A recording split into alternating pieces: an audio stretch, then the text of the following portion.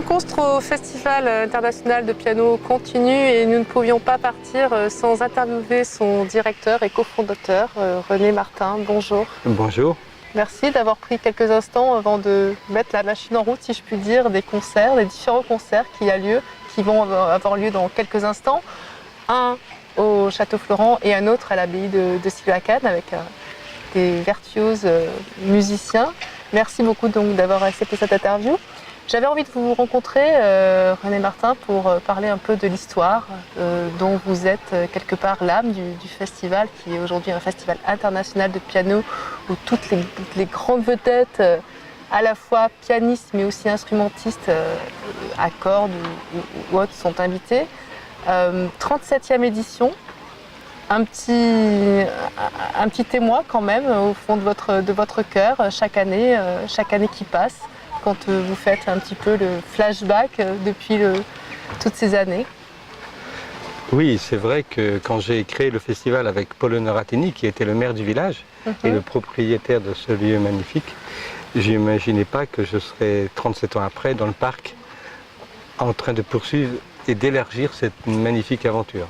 Et d'ailleurs, l'artiste que nous allons entendre ce soir, Nelson Frère, je crois que Nelson vient depuis presque...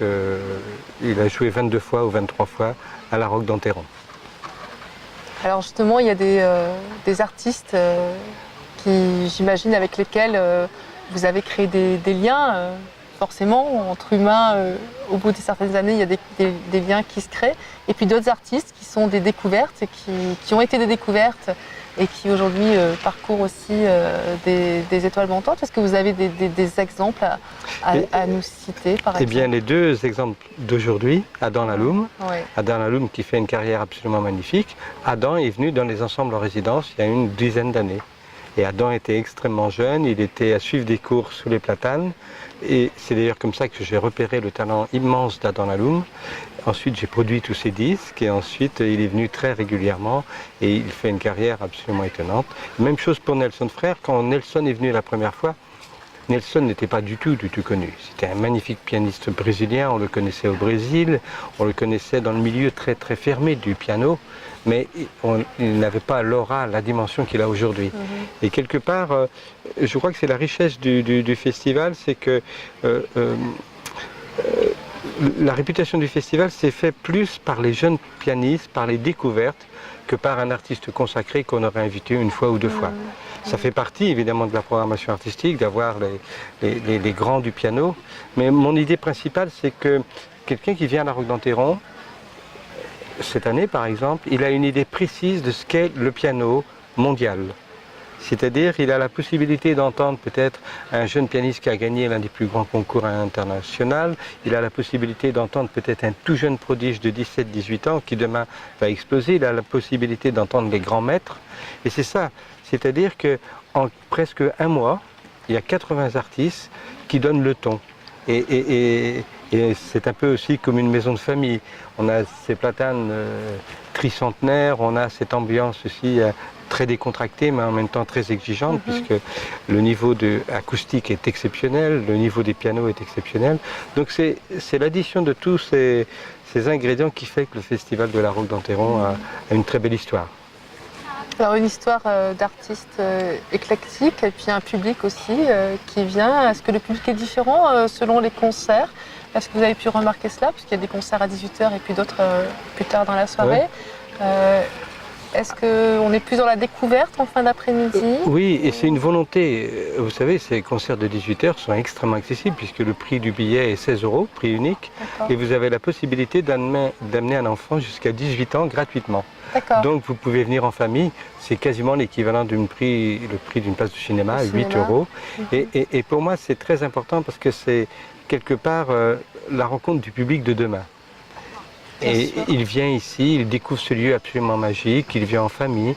Et c'est souvent d'ailleurs la rencontre aussi des jeunes virtuoses de demain, parce que quand je parle avec Bertrand Chamaillou, quand je parle avec David Cadouche, David est né à Nice, ses parents l'amenaient, quand il avait 7-8 ans, à la Roque d'Enterron. Et quand je parle avec Bertrand Chamaillou, qui habitait Toulouse, ses parents venaient avec lui à la Roque d'Enterron. Donc il y a des histoires absolument magnifiques qui se sont créées sous les platanes. Alors dans ce programme qui est absolument fabuleux, en riche programmation, il y a combien de concerts? Il y a 80 concerts à peu 80 près, concerts. voilà. Et puis il y a Combien d'artistes? 80 pianistes Oui. et environ 700 artistes, puisque nous avons beaucoup d'orchestres, Ouais. des orchestres différents qui viennent du monde entier, puisqu'ils viennent de Hong Kong, ils viennent d'Allemagne, ils viennent d'Angleterre, ils viennent de Pologne. Et c'est vrai que je choisis les orchestres en fonction du répertoire aussi. On a aussi une vraie volonté de faire découvrir des jeunes chefs d'orchestre qui sont absolument magnifiques. Donc c'est la rencontre aussi. Hier soir, par exemple, c'était Anne Kefelec. Oui. Anne Kefelec a découvert un jeune chef, Hugh Cookman, qui est un chef hongkongais extraordinaire. Et j'invite chaque année Anne Kefelec dans des concertos de Mozart. Et je crois qu'il y a une magie absolument unique. Et d'ailleurs, on a décidé immédiatement de faire des disques avec ce jeune chef. Et puis évidemment de les réinviter l'année prochaine. Et là, ça s'est passé sous les platanes. Et je pense que c'est le début d'une très très belle histoire entre Anne Kefelec et ce jeune chef. Alors on nous a raconté que lors de la première édition, il y a 37 ans donc, la scène était quelque part juste quelques lattes de bois sur cet étang d'eau. Qu'est-ce qui vous a donné envie de créer un festival ici? En fin de compte, j'ai terminé mes études et j'avais été chargé de mission au ministère des Affaires culturelles à Aix-en-Provence. Et ma mission, c'était de réorganiser la vie musicale pendant la période hors festival. Il faut s'imaginer qu'il y a une trentaine d'années, il n'y avait pas de festival au mois d'août. Il y avait Orange, il y avait Aix, c'était le festival de juillet. À partir du 25 juillet, il n'y avait plus rien.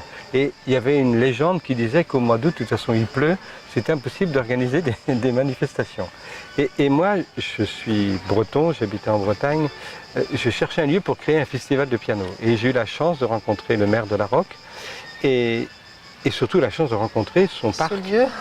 Et quand j'ai vu ce lieu, je me suis dit, en fin de compte, c'est typiquement l'âme de la Provence, avec ses platanes. Et quand j'ai vu ce bassin, immédiatement, je me suis dit, on va construire une scène sur pilotis. Mais évidemment, on n'avait pas beaucoup de finances.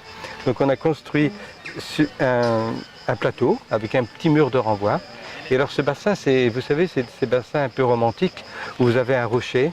Et ce rocher était entouré d'animaux, puisque c'était un parc très sauvage. Et la première année d'ailleurs, le premier concert, c'était avec Christoph Eschenbach, qui est un immense pianiste. Tout d'un coup, un carnage sauvage est venu se poser sur le rocher. Il a écouté pendant 10 minutes le concert, ensuite il est reparti.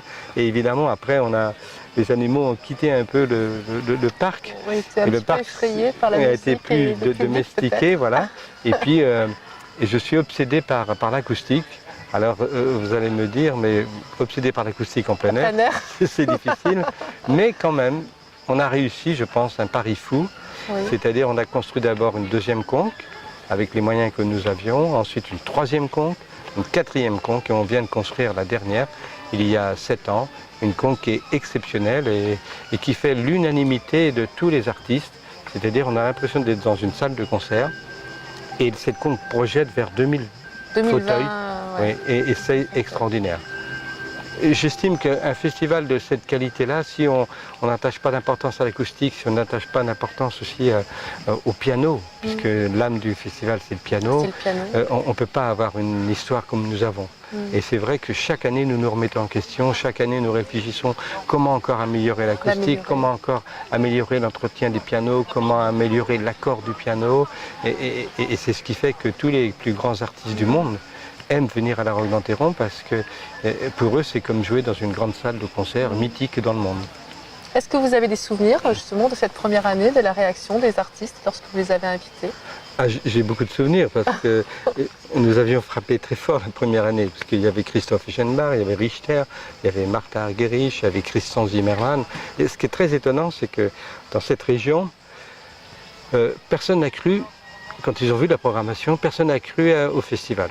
Ils se sont dit, ça, jamais, à la Roque d'Enterron, Richter va venir, Martha Argerich va venir, Christian Zimmermann ou Vlado Perlmutter. Et ce qui a été déterminant, c'est que le premier jour, tout d'un coup, le premier artiste était là. Donc on avait 500-600 personnes, et au fur et à mesure, ils étaient tous là. Et là, la billetterie a explosé en 15 jours, parce que les gens se sont dit, mais puisqu'il est là, ça veut dire que Martha Argerich va être là, ça veut dire que Christian Zimmermann va être là. Et on a eu cette chance aussi, c'est que j'avais invité un tout jeune pianiste qui s'appelait Yuri Egorov, qui était un pianiste inouï, qui malheureusement aujourd'hui n'est plus parmi nous. Et la chance, c'est qu'un journaliste du Monde, un grand journaliste, Jacques Longchamp, spécialiste dans la musique, se dit, tiens, il y a un nouveau festival, je vais aller écouter ce jeune pianiste. Et il a été bouleversé par cet artiste, et le lendemain, on avait comment dirais-je, une première page dans le Monde en disant Yuri Egorov, nouveau Lipati. Et là, le festival aussi, vous voyez, c'est la conjugaison de plein de choses qui a fait que le festival est né extrêmement vite et a eu une réputation extrêmement vite. Alors, le festival est à la rue d'Anteron, mais pas que, puisque depuis quelques années, justement, vous avez eu cette volonté de le mettre ce qu'on appelle hors les murs, donc il est dans plusieurs communes. Vous pouvez nous expliquer un petit peu cette démarche? C'est qu'au fond, au fur et à mesure, le Conseil général des Bouches-du-Rhône nous a aidés et puis a été frappé par la réputation du festival. Et c'est vrai qu'on a beaucoup de petits villages voisins qui peuvent avoir des équipements. Par exemple, Rognes a une très belle carrière, mais c'est un lieu minéral. Et cette carrière, je la trouve magnifique et correspond bien aussi à l'esprit du festival, qui est un festival de nature. Quasiment dans tous les lieux où nous sommes, à part le Grand Théâtre à Aix-en-Provence, mais ça c'est pour les pianistes qui ne veulent pas jouer dans la nature, nous sommes toujours en plein air. Et donc, on a au fur et à mesure été aider des petits villages aussi à avoir des belles séries de concerts. Et puis ça fait partie maintenant un peu de notre histoire. C'est-à-dire tous les villages voisins, Lambesc, ça peut être à Rognes, ça peut être aussi à Aix, mais plutôt dans le musée Granet, qui est une petite cour fermée. Et là, nous avons des concerts absolument magnifiques avec des thématiques aussi très particulières. Par exemple, à Aix-en-Provence, dans le musée Granet, c'est toutes les relations entre la musique et la peinture. Quand nous sommes plutôt sur le parvis de l'église de Lambesc, c'est plutôt la musique de chambre. Quand nous pouvons être à l'intérieur de l'église aussi pour défendre tout ce répertoire avec l'orgue, avec le clavecin. Et donc chaque lieu a une politique artistique différente et contribue aussi au rayonnement du festival de piano, qui est aujourd'hui plutôt un festival de clavier. Parce que quand on parle du piano, c'est le piano, mais du XXe siècle. Au XIXe siècle, vous aviez ce qu'on appelait le piano forte. Avant le piano forte, vous aviez le clavecin. Et avant le clavecin, vous aviez aussi l'épinette, où vous aviez les orgues. Et donc maintenant, on rassemble tous ces instruments à clavier sous le titre piano dans le cadre du festival.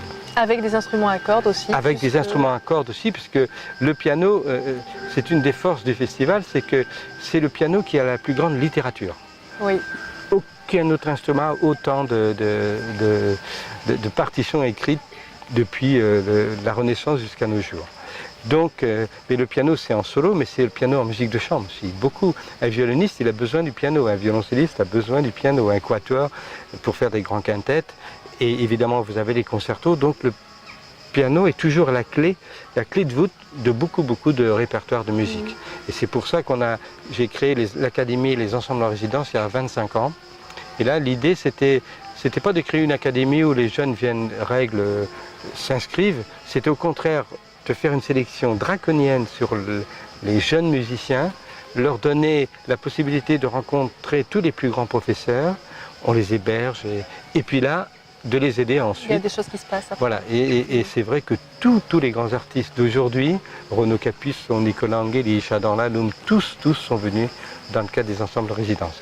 Et comme j'organise, moi, 1500 concerts dans le monde, puisque j'ai les folles journées à Nantes, j'ai les folles journées à Tokyo, à Varsovie, donc toute cette richesse musicale qui naît dans le parc, je les aide évidemment à se produire ailleurs.